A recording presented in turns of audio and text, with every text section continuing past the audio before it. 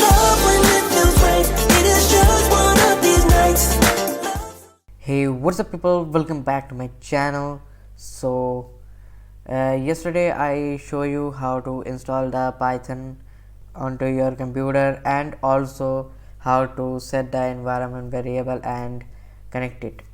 So now in this video I will show you how to install the PyCharm IDE to run the Python code and run your first Python program. So let's begin with this video. So here I will download the PyCharm, that is one of JetBrains. Sorry for the spelling mistake. So go to the first link, and also every link will be given in the description below. So if you don't if you are lazy enough to type that one, you can directly click on that one and go to the. So now in the download section I will go to download here, and here on the download section you can see download the professional version or community version. Professional version is a free trial and it will get terminated after a month or at least a month of usage.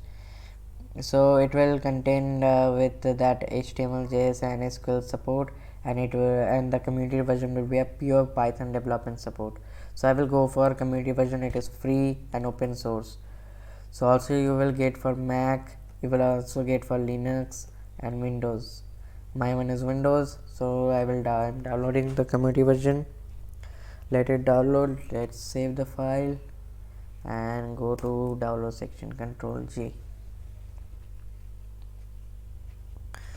So it will take a few minutes to download. It is up to 75 MB. So I will skip the time. So the download has now been completed. So I will just now click on this .exe file and the setup installer will appear right now. Click on yes here. So the PyCharm community edition setup. So click on next. Let it be as usual. Space is required of 667.5 megabytes. Click on next, and in the installation option I will check mark this one, 64-bit launcher, add folder as project, associate .py, and also update path variable. A restart is also needed. Add launcher dir to the path. Checkmark every box and then click on next and then install. So the setup has now been completed. So a restart is needed. I will restart it later. So to actually implement that feature onto the PyCharm, you need to restart. So I don't need it right now. I will restart it later. So as I have recording the screen, it will get turned off.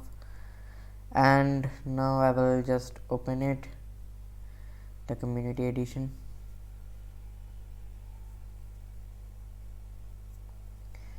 So if you have a previous version of PyCharm installed, I don't think so, as if you are watching the video you shouldn't have.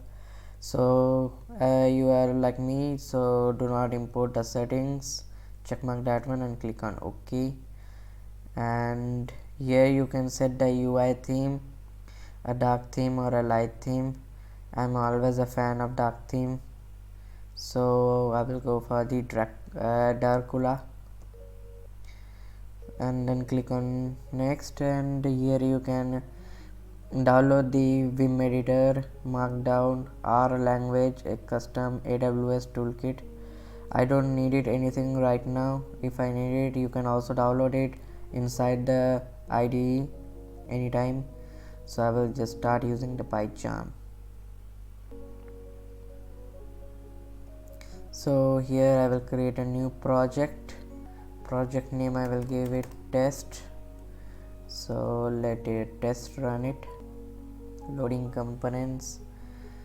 So show tips on startup, creating virtual environment. So I'll check mark this and close it. So here you can see a folder named of the project has been created. So I will just right click on it, go to new and Python file. I will give it test run and create it. So and now I will write a code that is print every programmer first type this one only, the hello world program, and let's now run it.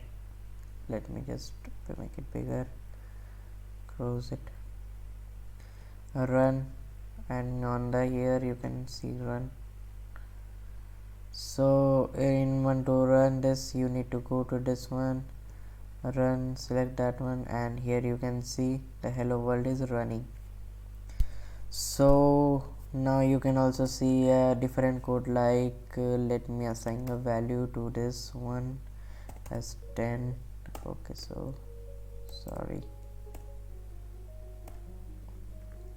a is equal to as 10 and b is equal to as 20. So in Python you need to remember that there is no semicolon at the end or any braces. So here the main thing is on the spaces and a proper indentation. So right now you can see I'm just giving proper spaces. As sum is equal to, now I will just add up the number a plus b,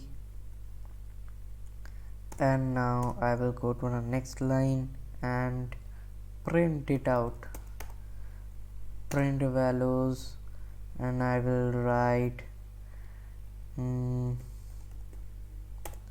sum is equal to